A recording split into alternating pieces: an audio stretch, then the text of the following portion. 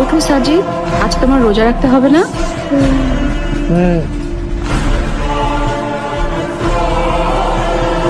জলদি করো বাবা, সেহরি না করলে সারাদিন রোজা রাখবে কি করে? রোজা? আরে সাজিদ, তোমার সেহরি।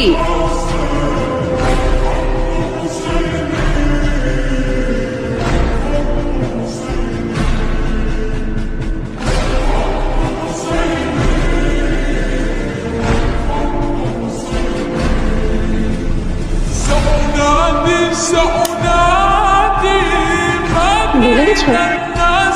সাজিদ, জলদি করো, সেহরির সময় হয়ে গেছে। এখন সেহরি না করলে সারাদিন রোজা রাখবে কি করে? কাঁদছো কেন? এটাও এনেছি তো। সাজিদ, সেলিম চাচাকে বলো ইফতারের জন্য আমাদের বাসায় আসতে হবে।